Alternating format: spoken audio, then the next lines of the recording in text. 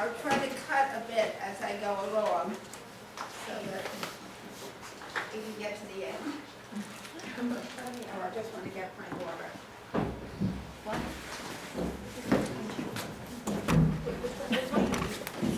Yeah, we'll get it.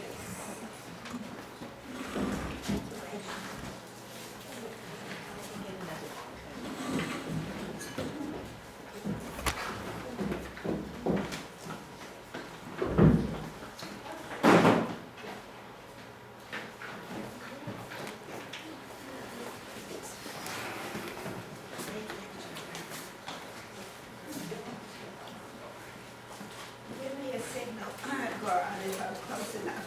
Listen. I think this is wrong. Well,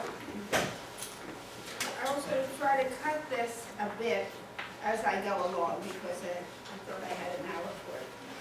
But now,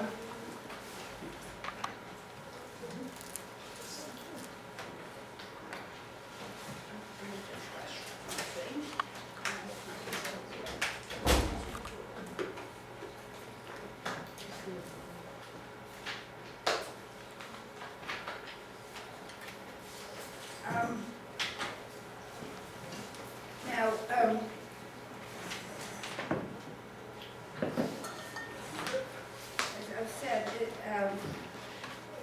just trying to cut a bit at the beginning.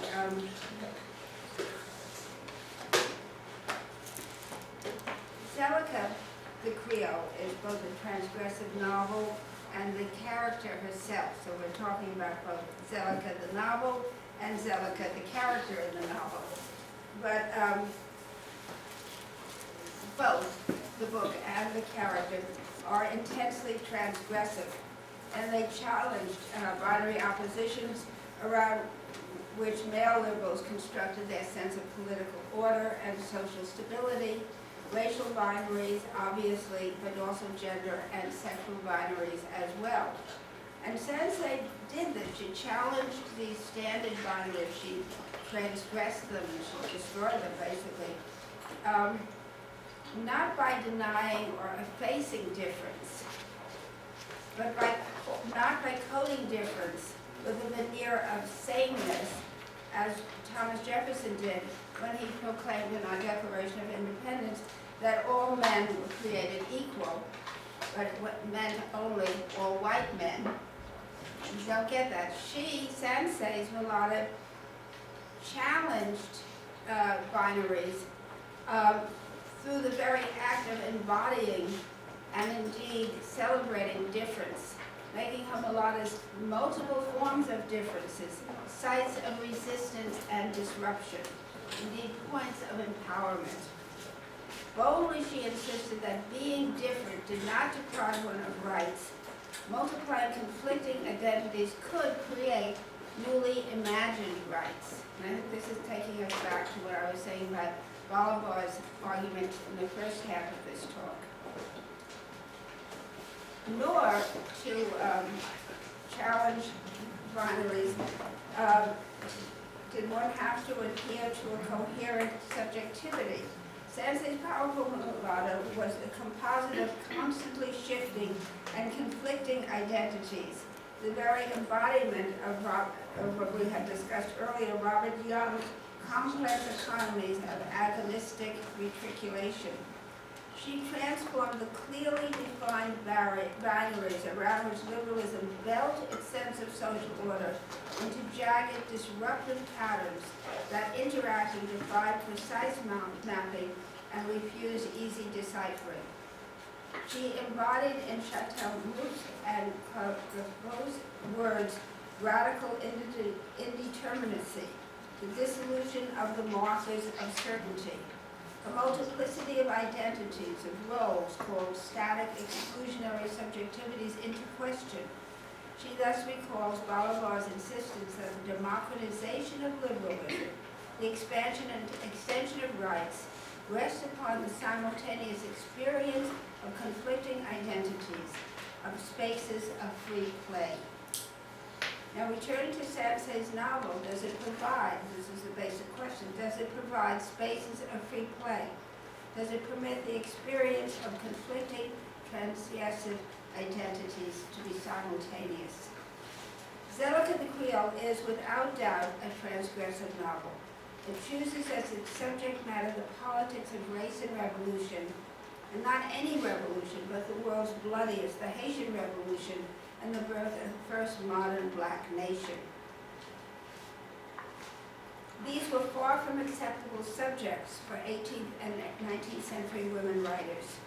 Nor does Sansei spare her presumably female readers' sensibilities, but depicts the Haitian Revolution in all its violence and sadism.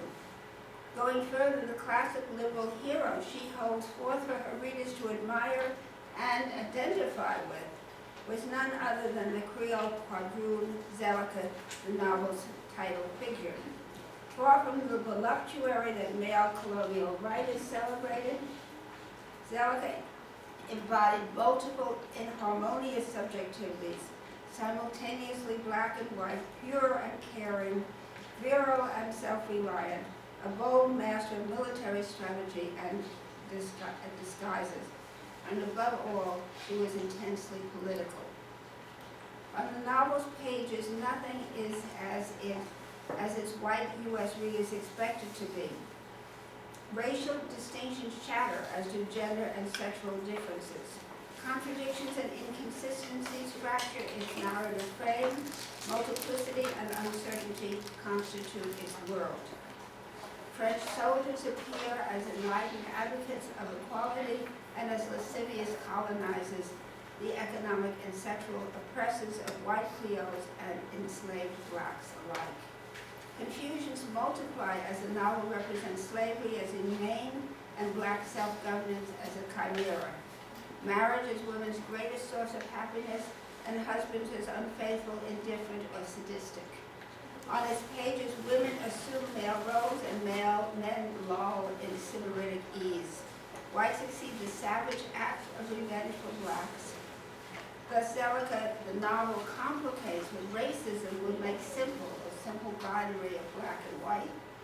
It dissenters identities and distorts the political picture. From Bolivar's perspective, it creates multiple spaces of free play.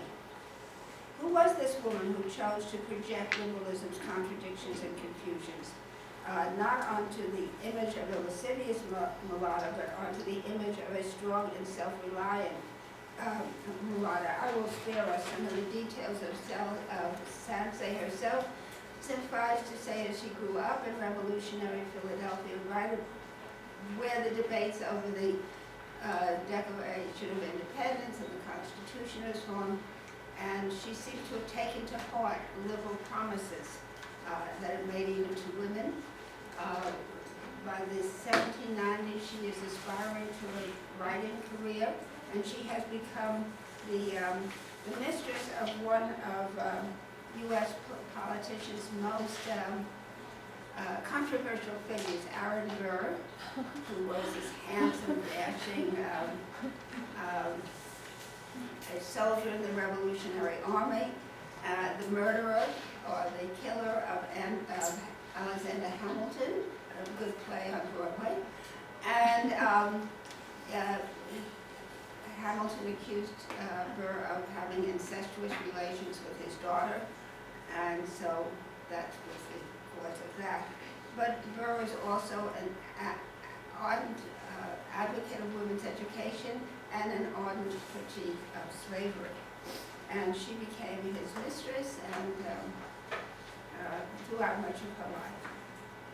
Now, Zelica begins on an unexpected note, especially for a Jeffersonian Republican text. Jefferson is this really totally ambivalent and tortured American liberal, where he wrote the Declaration of Independence, that all men are created equal, blah, blah, blah, and he fought to maintain slavery. He was a deep opponent to anything approaching abolition, and he hated Haiti after the revolution. He was terrified that black, as they were called, French Negroes would come up to the States and stimulate revolution.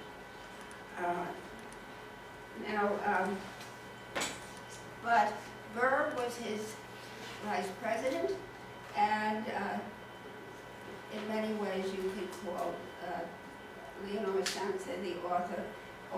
Jeffersonian Republican. So what is unusual for a Jeffersonian Republican text, Zelliker begins by praising black revolutionaries in Haiti as valiant freedom fighters. It condemns whites in Saint Domingue as tyrants who abuse their power, oppressing the slaves that toil to supply their extravagant enjoyments. The French are imperialists bent on the exploitation of Saint Domingue's riches and of its women. The island's white Creole are voluptuaries who live for, the novel tells us, who live for pleasure only, pleasures that succeed each other as the waves of a summer sea. As one object loses its power to charm, a new object, as sweet and as shining, replaces it. White Creole women combine in their persons all the charms of the seraglio, and echoes of Moreau and Edwards and Milton surface in this, except that this time it is the white women who are voluptuaries, while the mulatta in this novel is pure and refined. In stark contrast to these representations of white Creoles, black revolutionaries emerge at the beginning of the novel as classic Republican heroes, Spartan in their asceticism, Roman in their bravery and love of freedom. They had emancipated themselves and broke by their own efforts the fetters of bondage, one of Zelliker's heroines tells us. They had dared to oppose their undisciplined courage to the bravery of well-appointed troops, warriors under Napoleon, who had arrested the flight of the Austrian eagle and subdued the descendants of the Caesars. Initially, at least, Sansa represents blacks of Haiti as the new Caesars, who had earned that title through their bravery and skill at arms. Having enjoyed the blessings of liberty, Zelliker tells us, they had sworn never again to submit to the yoke they had thrown off. Proudly they scorned French efforts to buy their submission.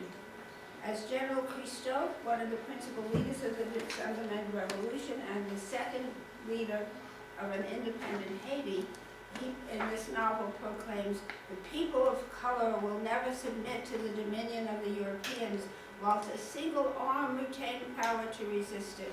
The war between them would be one of extermination, and if the troops from Europe were destined to gain ascendancy in the island, their empire should be held over mountains of ashes moistened with blood.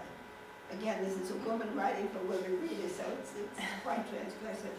Both overtly and by emphasis, Zelliker's opening scenes appear to associate Saint-Domingue and the U.S. Revolution. Much of the same rhetoric is used in both. It appears to connect them, but does not. Although the novel begins by praising the martial valor and Republican virtue of Saint-Domingue's black soldiers, representing them as no different from American patriots at Lexington or Bunker Hill, it then undercuts that image of sameness by presenting a counter and far more powerful image, that of suffering white Creole ladies, inhumanly driven from their homes by these same black soldiers. Smoke from their burning homes rises in the background as ladies dressed in white struggle up a deep hill, prodded on their way by determined black revolutionaries, wielding bayonets. What more striking image of difference could a white American writer present to white readers? Disheveled and bloody white women prodded by bayonet-bearing blacks. Nor was the white, it's sort of like out of Gone with the Wind. Nor was the white woman suffering simply physical. Every female heart, Sensei's readers were told, was torn with anxiety for some object of its dearest affections, trembled for a father, a brother, a husband, or a son from whom they have been severed. In this way, Zelliker represents the actual burning of the Cop burned 2 or 3 times during the Revolution, in the rhetoric of pathos and persecution of white women by black ruffians. In short, with the entrance of Creole ladies, the text shifts radically. Dropping its critiques of European imperialism and the excesses of Caribbean slavery, Zelliker, the novel, becomes a romance that transforms the heroic black Republicans into ravening animals lusting for white women. General Christophe, first presented to us as a model of Spartan severity and courage, a brilliant military strategist and resolute defender of freedom, becomes a potential rapist lusting after a Creole woman, the fairest of the race that he had devoted to destruction, and whilst his imagination rioted among the heaps of slain, it pointed as a reward of his toils to some distant tranquil bower where he should devote his life to the object of his idolatry. Miscegenation raises its fearful head. Cousteau's second in command, a fictional character, General Glaude, doubles Christophe. Like Cousteau, Glaude is initially presented heroically as one who had been among the first to hail the dawn of freedom. But like Christophe, he dares to love a white woman, for which arrogance the novel turns him into a savage before our eyes. We are showing him gazing at Clara with admiration of a savage for his idol. He burned with the fury of a tiger panting for his prey. He dreams of rape, his brute power overwhelming Clara's resistance. The fair Clara's response is predictable. While she initially lavished praise on Glaude's military prowess and love for liberty, when she discovers that he loves and desires her, she is overpowered by a chill of terror. To consider herself as the object of unhallowed passion, to be loved by a half-civilized Negro, was appalling. She shuddered at his name. Never again does Clara speak Glaude's name. It is not only fierce chieftains that the text transfigures as ruthless barbarians, half-civilized monsters, beasts of prey, tigers raising for blood, licentious, but Haitians generally. It presents Haitian soldiers dancing and singing